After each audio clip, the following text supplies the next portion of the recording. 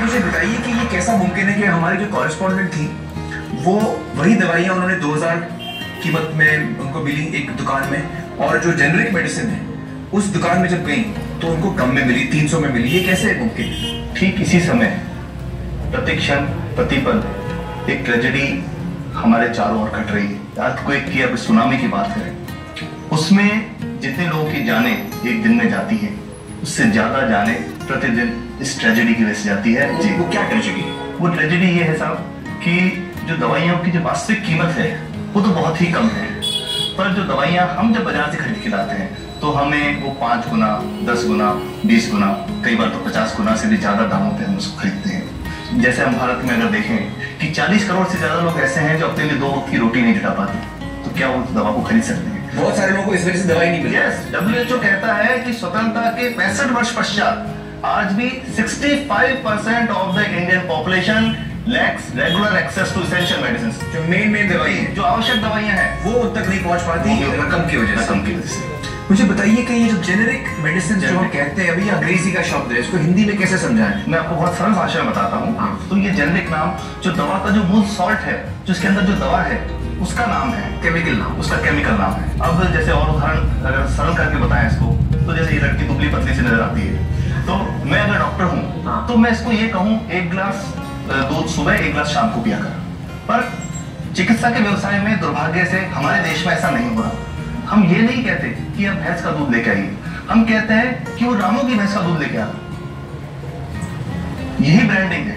ये जब उसकी दुकान पे जाती है वो कहता है 500 रुपए लीटर है, लेना है कि नहीं लेना। तो जो 30 रुपए की चीज है वो 500 रुपए में मिलती है। तो अगर मैं डायबिटीज की दवा ले रहा हूँ और अगर मैं ब्रांडेड दवा लेता हूँ तो मुझे कितने की पड़ेगी?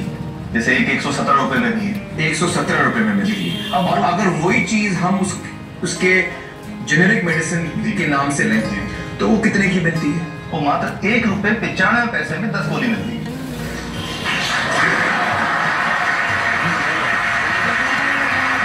और दोनों गोलियों में कोई फर्क नहीं, किसी किस्म का, प्रतिशत समान, क्योंकि इसकी उत्पादन लागत इतनी है, उसका manufacturing, packaging, transport, retail margin, जो उसके मार्जिन जो हैं, जो हमारे ज्यादा है, वो सब मिला करके उतने की ही पड़ती है।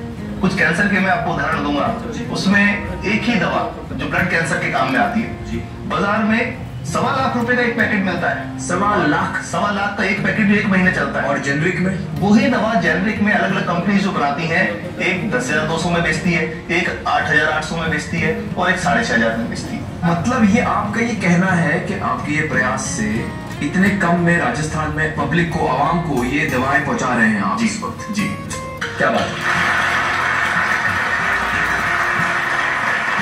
मेरा ये सवाल है कि डॉक्टर्स जो हैं वो हमारे पर्ची पर जी जेनेरिक नाम क्यों नहीं लिख के देते? क्यों लिखते हैं वो ब्रांड? जाने नहीं देंगे बात पे।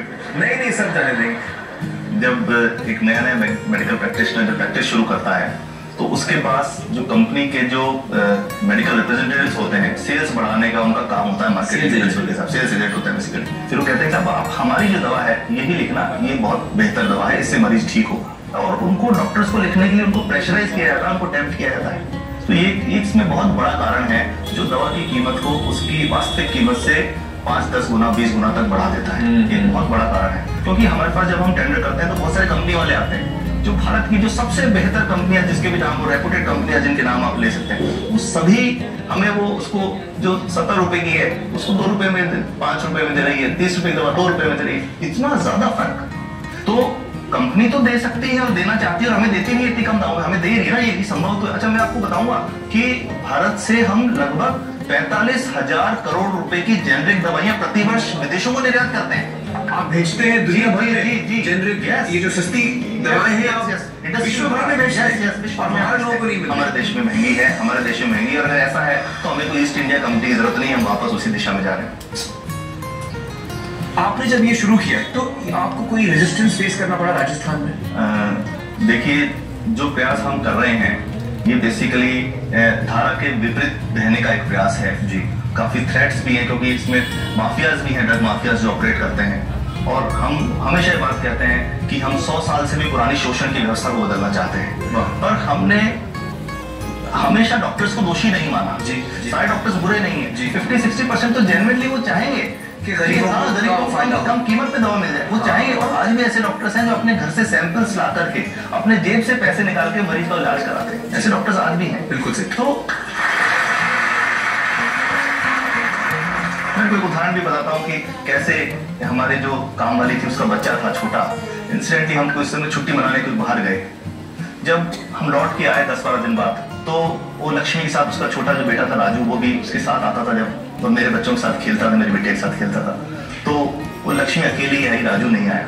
तो हमने पूछा कि क्या हुआ, तो उसने जो बात बताई कि साहब वो उसको आप गए थे, उल्टी दस्त हो गया था। उल्टी दस्त की बीमारी के लिए तो जब दवा लेने गई तो केमिस्ट ने उसको कहा कि इसके तो 400 रुपये लगेंगे। उसने कहा साहब मैंने खूब मांगा, मेरे पास 400 रुपये मुझे नहीं थे और मेरा बच्चा रात को ही उसको दस्त आते रहे, वो खत्म हो गया। और मैं आपको ये कहना चाहता हूँ कि वो जो दवा लिखी थी कि वास्तव कीमत 150 रुपये है, तो वो बच्चे की जान बच सकती थी। 65 वर्ष के बाद भी अगर कोई बच्चा उल्टी दस्त से मर जाए तो मैं नहीं समझता इससे शर्मनाक बात कोई हम लोगों के लिए हो सकती। और सबसे बड़ी बात कि इसे आसानी से बदला जा सकता है। हमें सबको एक समन्वित, एक संगठित प्रयास करने की जरूरत है। तो कुछ भी नहीं है, कोई नई फैक्ट्री खोलनी नहीं, कोई नई दवा नहीं बनानी, ये सब जो गलत चल रहा है इसको रोकना ही तो है। तो दोस्तों, डॉक्टर समित की बातों से हमें ये पता चला है कि दवाइयों का जो कॉस्ट होता है, जो उनको बना স্যাম্পেলগুলো একটু নিয়ে নেবে আমার থেকে। তো বুঝতে পারলেন।